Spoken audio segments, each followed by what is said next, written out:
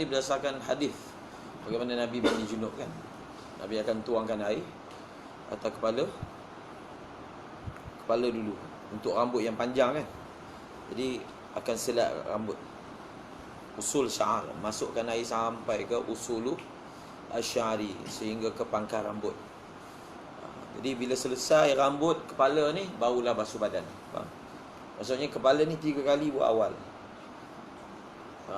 Supaya jimat air. Maknanya sebab kan rambut Nabi panjang, maka diuruskan dulu rambut sampai rata, maka barulah kanan depan, kanan belakang, kanan depan, kanan belakang. Kemudian bahagian yang kanan. Kemudian bahagian yang kiri, dan dia menggosok-gosok, dan dia menyingkirkan. Dia beza mandi mayat dengan mandi junub daripada segi kanan kiri ni.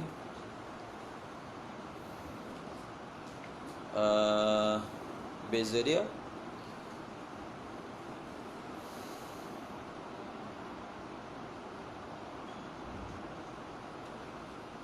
kalau mandi mayat kanan, kiri, depan, lepas tu kanan belakang, kemudian kiri belakang. Kalau mandi junub kanan depan, kanan belakang, itu kiri depan, kiri belakang.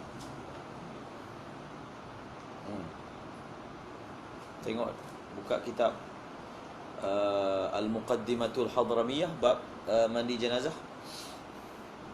Tahqiq kan?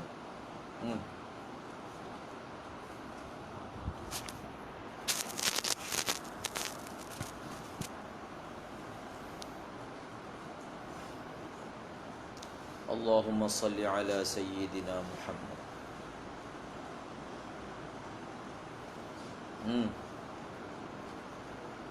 Latif.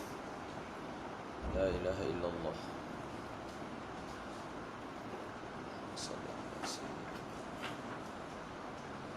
Allahumma salli wa sallim wa barik alaihi.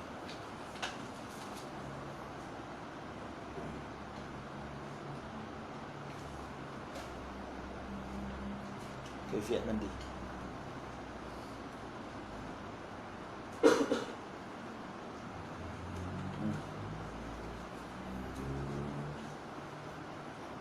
Jadi Muqaddimah Hadramiyah ni dia ada beberapa syarah kan. Yalah, walaupun syarah Bushrul Karim ni adalah yang bagus berbanding yang lain. Dia bagus sebab dia lebih mutaakhir berbanding yang lain. Kelebihan kita mutaakhir ini daripada segi dia menukilkan pendapat sebelum tu, dan dia kadang-kadang membuat tarjah. Contohnya kan, syarah kepada Muqaddimah Hadramiyah ni ada satu oleh Imam Ibn Hajar, Al-Manhajul Qawim. Jadi kalau kita baca Al-Manhajul Qawim, kita hanya tahu satu je, iaitu pendapat Ibn Hajar. Kita tak tahu pendapat Imam Ramli. Faham tak? Ibn Hajar tak bawalah pendapat Imam Ramli dalam kitab dia. Tapi kalau Bushrul Karim, dia ihtimam untuk sebut. Faham? Ibn Hajar, Imam Ramli. Bahkan dia akan sebut lagi Syarqawi ke, dan yang lain-lain. Okey, itu kelebihan dia lah berbanding Al-Manhajul Qawim. Tapi Manhajul Qawim tu dia dikira sebagai kitab asal. Faham? Sebab dia dikarang oleh rujukan lah dalam mazhab Syafi'i, iaitu Imam Ibn Hajar Al-Haytami sendiri. Al-Manhajul Qawim tu dia ada hasyiah. Dia ada beberapa hasyiah. Kita ada hasyiah Al-Jarhazi, kita ada hasyiah Tarmasi, kita ada hasyiah Hawashi Al-Madaniyah. Faham? Jadi hasyiah, dalam banyak-banyak hasyiah ni, hasyiah yang paling lengkap, panjang, hasyiah Tarmasi, 7 jilid. Faham? 7 jilid cetakan Darul Minhaj. Jadi kitab itu dikarang oleh ulama Indonesia, Tarmas, Alamat Tarmasi. Jadi baguslah kitab tu. Sebab apa? Sebab dia mutaakhirin, jadi dia mengumpulkan banyak daripada kitab-kitab yang banyak. Faham? Cuma kitab Muqaddimah Hadramiyah ni dia bukan kitab matan yang 4 ruba'. Dia bukan 4 ruba'. Maknanya dia tak ada bahas sampai bab jenayah ke nikah ke, tak ada. Kalau yang cetakan biasa, kalau yang ni dia hanya sampai bab akikah. Kalau dalam yang Manhajul Qawim tu dilanjutkan matan dia sampai bab buyuk, bab hibah kalau tak silap. Dia bukan matan 4 rubuk. Kitab macam contohnya matan Ghayah, dia 4 rubuk sampai belakang sekali bab hamba kan. Yang ni tak ada lah. Cuma matan yang sedia ada tu memang cemerlang lah matan tu. Memang bagus. Jadi kita di samping baca kitab-kitab yang formal ni, yang dalam silibus, jadi kita mutalaah juga kitab-kitab luar. Okey, baca.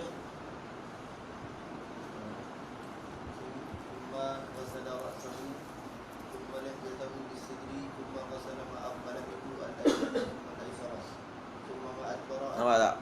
Ma aqbala al-aymana. Depan, kanan depan, lepas tu kiri depan. Lepas tu kanan belakang, kiri belakang. Kalau mandi junub lain. Kanan depan, kanan belakang. Kiri depan, kiri belakang. Itu dia punya apa? Beza menganan dan mengiri dalam kedua-dua jenis mandi. Bas. Baca.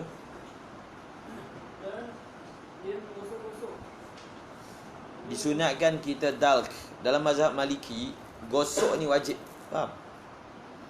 Kalau tengok elat kenapa dikatakan sunat gosok, satu elat dia ialah supaya yakinlah kita air ni sampai ke pelusuk yang sepatutnya sampai. Yang kedua, khuruj min khilaf. Tengok dalam kans dia tulis apa elat dia. Khuruj kan. Nampak tak? Elah kenapa kata sunat gosok itu, kerana keluar daripada khilaf ulama yang kata gosok tu wajib. Biasakan dengan kaedah-kaedah yang saya sebutkan, kita biasakan sehingga dan diusulkan oleh orang hal pada pasang darah tersebut dengan kasturi. Itu ada hadisnya. Dan jika tidak ada, maka Seumpamanya seperti tanah, seperti air. Dan tidak disunatkan memperbaharui dengan mandi. Tajdidul wudu ada. Tajdidul ghusli tak ada. Hukumnya bid'ah. Satu orang dia mandi dah junub, dia mandi lagi sekali dengan niat tajdidul mandi. Wajib. Dia nak buat dapat pahala lebih ke tak ada. Kalau dia buat juga, maka ulama kata itu bid'ah. Dan hukumnya haram. Faham?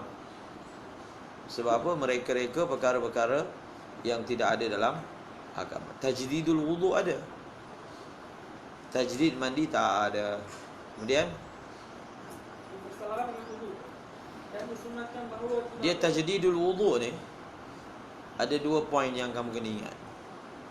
Pertama, tajdidul wudu, Allahu Akbar, hanya disunatkan bila kita telah gunakan wudu yang pertama untuk sembahyang. Kalau satu orang dia ambil wudu, dia baca Quran, dia zikir berjam-jam berlangsung, tapi dia tidak guna wudu tersebut untuk sembahyang. Bila masuk waktu zuhur, dia kata saya nak tajdidul wudu. Adakah ada tajdidul wudu ketika itu? Tidak ada. Belum lagi sampai waktu disunatkan apa? Tajdidul wudu. Tajdidul wudu hanya disunatkan bila kita dah guna wudu tu untuk sembahyang, walaupun sunat. Maka selepas itu kita apa? Ada peluang untuk melakukan tajdidul wudu. Faham tak? Kemudian dan disunatkan bahawa tidak kurang air wudu daripada 1 mud, dan mandi daripada, dan tidak kurang air mandi daripada 1 sok. nanti kamu baca dalam bab mazahib, dalam Mishkat, tentang bab ni, tentang mazhab ulama perihal sok dan mud dalam wudu ni. Saya dah tunjukkan dalam kelas ni itu, yang mud tu. Kelas ni kan? Jadi perihal mud dan sok, kita akan tengok ada mazhab yang meletakkan syarat sah wudu mesti 1 jupak, tak boleh kurang. Maksudnya kadar air tu tak boleh kurang. Maksudnya walaupun dia ni kalau ambil wuduk setengah cupak dah boleh rata, tetap wuduk dia tak sah. Tak boleh kurang daripada secupak. Kita mengatakan tidak lebih daripada secupak dan tidak kurang daripada secupak ni sunat. Bukan syarat sah. Tetapi apa? Mereka menjadikannya syarat sah. Tengok nanti dalam bab mazahib. Dan ulama sebut yang dikatakan sunat ambil wuduk secupak dan mandi segantang ni untuk mereka yang tubuhnya sama macam tubuh Nabi, daripada segi saiznya, daripada segi nu'umah, kelembutan kulitnya. Faham tak? Adapun orang yang mana tubuh lagi besar, kalau dia mandi satu gantang tak cukup, dia wajib lebihkan satu gantang. Bukan sunat hanya kekal satu gantang. Faham tak? Yang satu gantang ini dia lebih kepada wakil.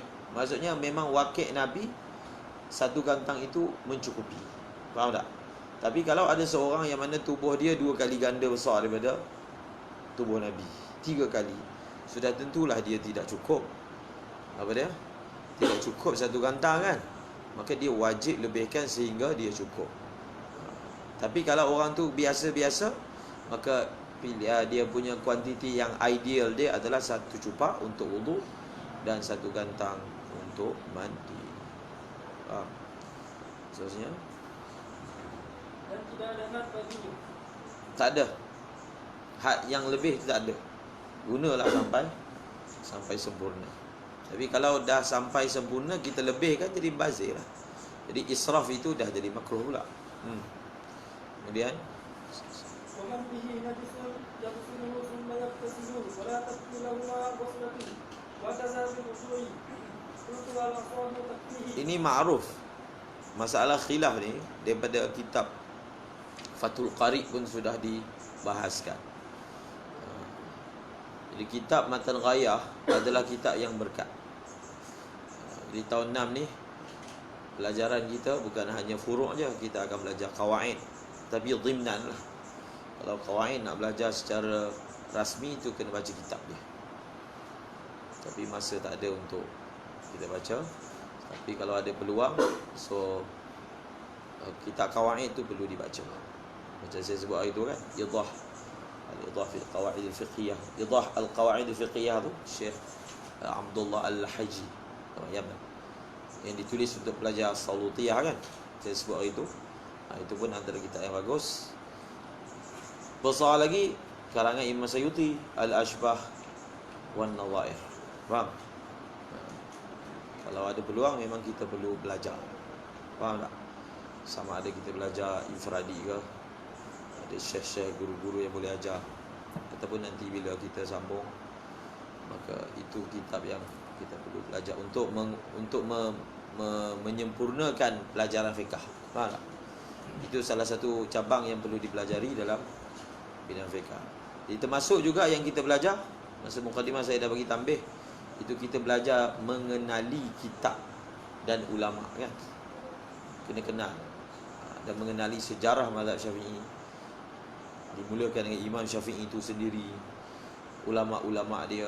Jadi itu adalah pelajaran sepanjang hayat lah. Tak dapat dalam masa 8 tahun kita nak kuasai semua, tapi paling kurang asas-asas perkara tu kita tahulah. Asas kan. Benda tu kan banyak, tak mungkin kita kuasai dalam masa yang singkat, tapi asas dia tu kita tahu. Contohnya asas pembahagian ulama Syafi'i kan. Kita ada bahagikan kepada ashab ulama Imam Syafi'i itu sendiri, anak murid langsung kan. Dipanggil apa? Kita gelar dia sebagai apa? Anak murid langsung ni panggil apa? Perawi. Faham? Gelaran ni kita panggil Ruwatu Syafi'i. Ingat nama-nama dia.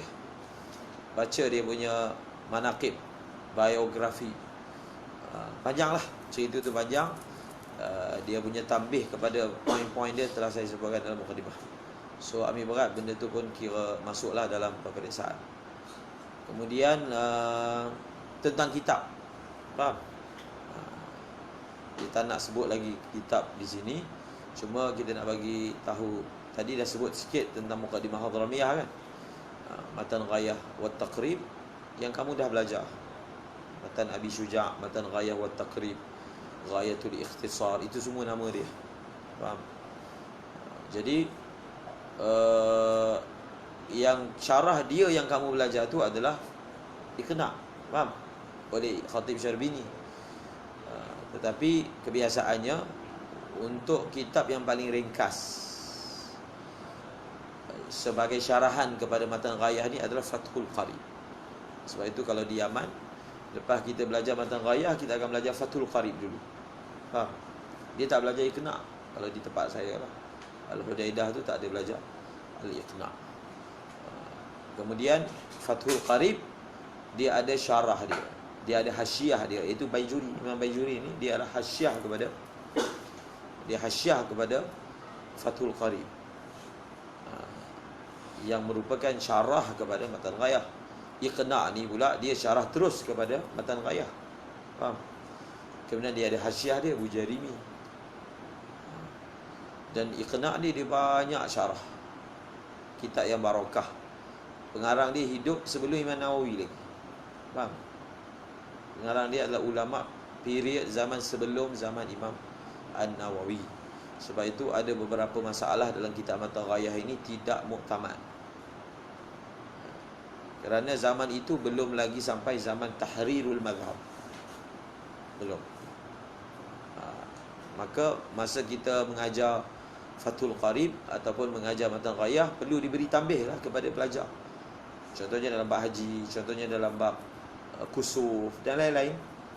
Masa kamu belajar Iqna', pengarang Iqna' dia bagi tambih dhaif, yang muktamadnya begini. Jadi antara tugas seorang yang mengajar Matan Ghayah tu, dia perlu bagi tambih belajar yang mana pendapat yang muktamad ataupun dhaif. Mungkin setengah guru dia tak terang waktu kelas Matan Ghayah, supaya tidak mahu mencampur adukkan dalam otak pelajar kan. Jadi dia tangguhkan syarahan tu nanti bila belajar kitab lain. Iqna' misalnya, pelajar akan dapat tahulah rasanya pendapat itu baik. Tapi ada setengah guru dia terus sebut, terulang. Faham? Okey, sambung. Dan siapa yang ada najis,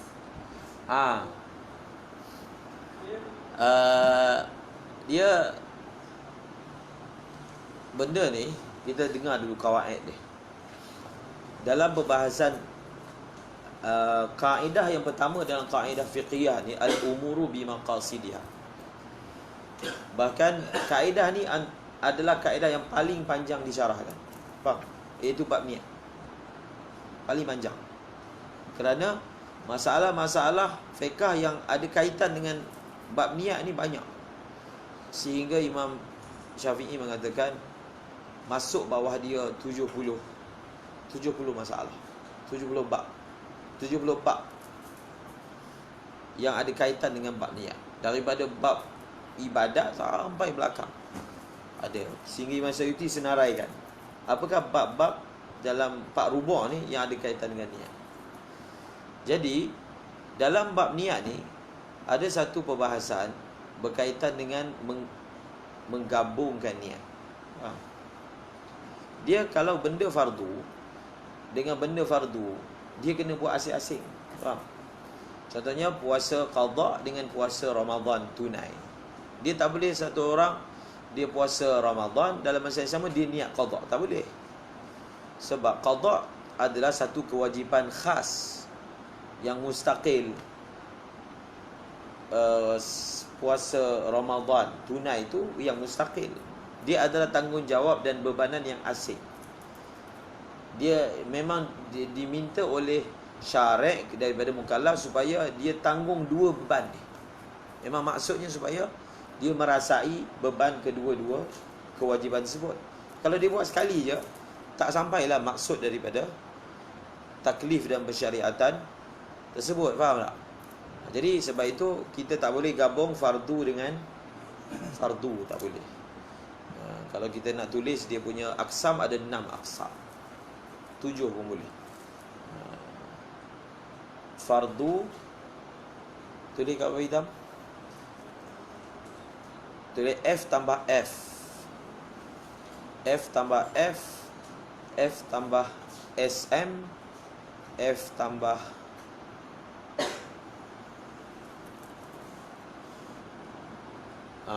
bawah lagi. F tambah SM, F tambah SG, F tambah A, SM tambah sama bawah. SM tambah SM, SM tambah SG, SM tambah A, SG tambah SG, SG tambah A. Faham? A. SM tambah SM, SM tambah SG tak ada? Buat tak ada. Tambah SG, SM tambah SA. SM tambah A, tak ada? A. Okey, maksud F tu fardu. Maksud SM sunat maksudah. Maksud SG sunat ghairu maksudah. Maksud A tu adat. Faham? Ini masalah gabung. Dia ada jawapan dia. Jadi jawapan positif kita right. Positif maksudnya sah. Jawapan negatif kita pangkah. Jadi F tambah F pangkah. F tambah SM pangkah. F tambah SG right. F tambah A right. SM tambah SA apa tu? Mana dia? SA, SG right. SM tambah SM pangkah. SG right. SGA right. Bawah sikit right. Faham?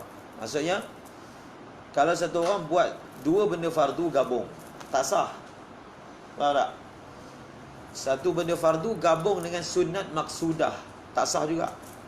Contohnya dia nak sembahyang qada subuh campur dengan sembahyang duha 2 rakaat. Sunat duha ni dipanggil sunat maksudah. Campur. Dua-dua tak sah. Dengan sunat ghairu maksudah, dia nak sembahyang qada campur dengan sembahyang tahiyatul masjid, boleh. Faham tak? Adat. Satu orang dia basuh tangan dengan niat basuh tangan dan dengan niat bersejuk-sejuk. Bersejuk-sejuk ni adat. Faham? Sah, boleh. Satu orang buat sunat ghairu maksudah campur dengan sunat ghairu maksudah SG, maka jawapannya sah. Dia masuk dalam masjid, dia sembahyang hajat, merangkap sembahyang tahiyatul masjid. Dua-dua adalah sunat ghairu maksudah, maka hukumnya adalah apa? Adalah sah. Dan lain-lain kiasan. Okey? Ini masalah gabung. Sekarang ni satu orang nak mandi junub. Dekat atas tangan dia ada najis. Membasuh najis adalah wajib. Mengangkat hadas juga adalah wajib. Dia adalah dua benda wajib yang berasingan. Kalau satu orang tu atas tangan dia ada najis, dia basuh, dalam masa yang sama dia niat sebagai mengangkat apa? Mengangkat hadas. Kira hilang najis, hadas terangkat. Begitu. Maka dalam masalah ni ada dua pendapat. Beza antara Imam Rafi'i dan juga Imam An-Nawawi. Tengok, Imam Rafi'i kata apa? Waman bihi, nampak tak? Yaghsiluhu thumma yaghtasilu. Imam Rafi'i kata tak boleh gabung. Tak boleh. Kalau ada najis, mula-mula hilangkan najis dulu. Lepas hilangkan najis, baru ambil air lagi sekali, kenakan kawasan tersebut untuk mengangkat hadas besar yang ada apa? Di atas anggota tersebut. Dia tak boleh 2 in 1. Tak boleh. Kalau dia buat, maka yang akan dikira bersih tu ialah basuh najis. Hadas tu dikira tak bersih juga, dia tetap kena sekali lagi. Jadi elat dia kata tak boleh tu sebab dua-dua benda wajib. Faham? Bila dua-dua benda wajib, tak boleh nak digabungkan. Qul tu Aku berkata apa yang sah yang memadai. Imam Nawawi berkata qultu al-asahu apa dia? Takfihi. Memadai. Faham? Basuh najis tu dia memadai untuk mengangkat hadas. Dia tak perlu buat basuh 2 kali. Tengok dalam syarahan ulama. Dalam Fathul Qarib sendiri dah disebut. Ada sebahagian ulama menjamakkan pendapat Imam Rafi'i dengan pendapat Imam Nawawi seperti berikut. Mereka mengatakan sebenarnya antara Imam Rafi'i dengan Imam Nawawi ni tak ada khilaf. Tak ada. Yang Imam Rafi'i kata tak boleh tu, tak boleh sekali tu kalau najis itu adalah najis aini.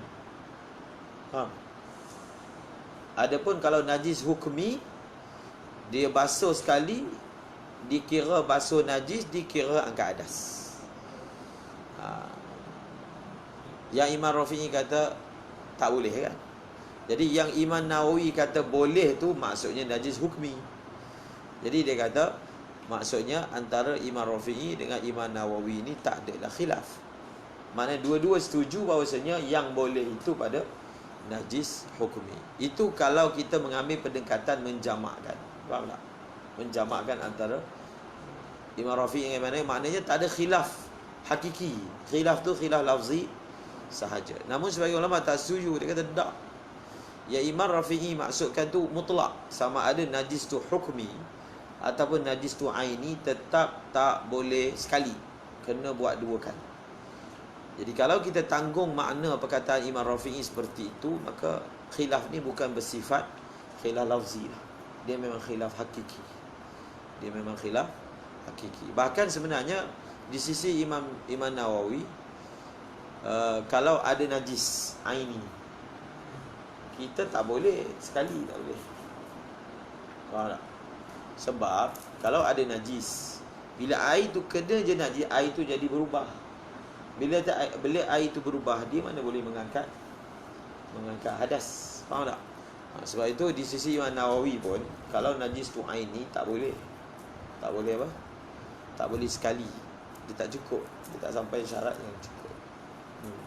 Cuma beza dia, di sisi Imam Rafi'i, najis hukmi pun tak boleh. Kat situ dia punya beza dia. Jadi kat sini dia jadi macam khilaf pula dengan kaedah fardu tak boleh campur fardu. Betul tak? Kalau kita pakai fardu tak boleh campur fardu, nampak yang beratnya seperti tarjih Imam Rafi'i lah. Betul tak? Tapi tengok perincian dia. Ulama bahagikan amal ni dia ada 2. Satu af'al, yang kedua turuk.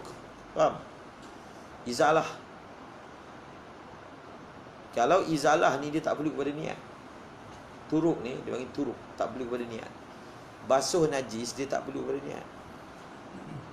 Basuh najis tak perlu niat. Faham tak? Contohnya baju kita ada najis, kita sidai kat lampaian, hujan turun, hilang. Baju kita bersih. Tak perlu nak ada niat. Nak niat apa? Tak ada siapa-siapa buat kat situ. Dia tak ada fi'il fa'il. Jadi oleh kerana turuk ni, izalatun najis ni tak perlu kepada niat, maka dia tak ada isu lah gabungkan niat. Dia ada satu je lah kat situ, fardu dia. Faham tak? Iaitu mengangkat hadas. Dia tak adalah kata niat menghilangkan najis, niat mengangkat hadas. Dia tak ada, sebab izalatun najis memang tak perlu kepada niat. Wallahualam. Lepas tu seterusnya, Wa man iktasala li janabatin wa jumu'atin 55 kan? Ini pun masalah gabung niat. Ini pun dia khilaf juga dengan kaedah ni. Wa man ightasala li janabatin wa jumu'atin fasala. nampak tak? Ulama mengatakan mandi Jumaat ni adalah sunnat maqsudah. Mandi Jumaat. Tengok dia kata, siapa yang mandi dengan niat untuk mandi junub dan mandi Jumaat, hasala, dia dapat dua-dua sekali. Berdasarkan catatan di atas, fardu digabungkan dengan sunat maqsudah, maka tak sah. Tapi kat sini ditarjih sah. Kemudian Au ihdahuma fasala faqat. hasala faqat, maksudnya hasala ahaduhuma lah. Kalau dia mandi untuk salah satu, maka yang dia niatkan sahaja jadi, yang dia niat tak jadi. Kalau dia niat nak mandi junub sahaja, maka dia tak dapat pahala mandi Jumaat. Kalau dia niat mandi Jumaat sahaja, dia tidak dapat mengangkat hadas je. Hukum senang je, hukum macam tu. Cuma di situlah ada perbahasan. Dalam yang dibahaskan tu yang tadi tu, hasala. Kenapa? Kenapa fardu Jumaat dengan mandi sunat Jumaat digabungkan, maka dia dapat dua-dua sekali. Kalaulah berdasarkan kaedah tak boleh gabung antara sunat maksudah dengan fardu, sepatutnya dua-dua tak dapat. Faham? Tapi dia kata kat sini dua-dua dapat. Macam mana tu? Ada jawapan dia dalam syarah. Faham tak? Dia bila sesuatu keadaan keluar daripada kaedah biasa, kita kena tengok apa punca yang menyebabkan dia ni macam ada special case. Kita tengok apakah sisi khas yang ada pada surah ini sehingga dia keluar daripada kaedah. Jadi bila kita baca sisi khas tersebut, maka bertambahlah kemahiran fiqh kita. Sebab sisi khas tu dia adalah halus, benda halus, yang kalau kita tengok secara rambang je nampak macam sama je. Kenapa pula kat sini dikecualikan? Tapi bila kita perhatikan sisi halus yang dikeluarkan oleh fuqaha, maka kita dapat faham satu perkara lah, yang mana dia boleh menambah daya faham kita untuk merukai masalah-masalah yang seumpamanya. Kemudian Tentu kalau ahdasa sunna atau naba atau nafsuhu, kafal ghuslu ala al-madhhabi wallahu a'lam. kafal ghuslu, dia pun ada khilaf juga. Satu orang dia apa? Kalau ahdasa sunna, Dia ada kecil, kemudian ada besar. Ada besar, kemudian ada kecil.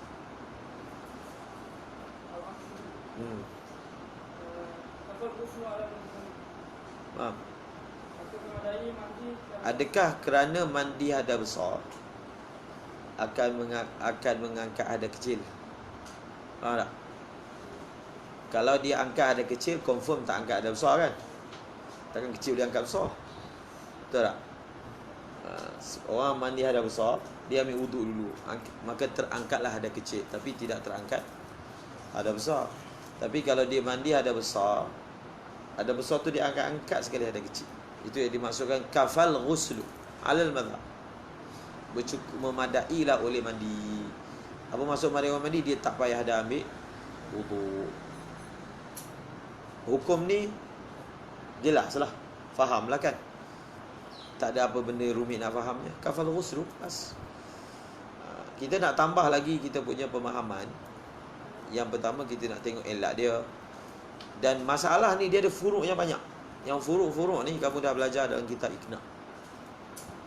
Kat sini pun ada kaedah fiqhiyah ni yang diterapkan. Sampai ingat ke dah? Dalam Iqna ada sebut. Bila sampai je dia akan sebut kaedah ketika menyatakan masalah ni. Dan tengok furuk-furuk. Daripada sinilah berlakunya satu orang ambil wudu tak ikut tertib. Faham tak? Dia yang hadas kecil ni terangkat ialah apabila disertai dengan mengangkat hadas besar. Sebab tu kalau satu orang tu dia mandi hadas besar separuh, kemudian dia ada buat benda yang batal wudu, maka berlakulah pada dia ada kecil ada besar tiada. Faham? Contoh dia dah basuh, dia basuh muka, basuh tangan. Jadi sepatutnya hadas kecil pun dah terangkat dari muka dia, ada besar pun terangkat dari tangan dia. Tapi sebelum dia habis, contoh dia ada pegang kemaluan dia, maka dia dikira ada hadas kecil pada muka, pada tangan dan pada yang lain lah. Jadi pada ketika itu kalau dia nak angkat hadas kecil itu, dia kena ikut tertib wuduk macam biasa. Tapi kalau kita ada hadas besar dan hadas kecil, kita boleh angkat hadas kecil tu walaupun tak ikut tertib. Sebab tu dia ada satu luz teka-teki dalam fiqh, apakah surah wuduk tak wajib ikut tertib? Faham? Apakah surahnya satu orang ambil wuduk tapi dia tak wajib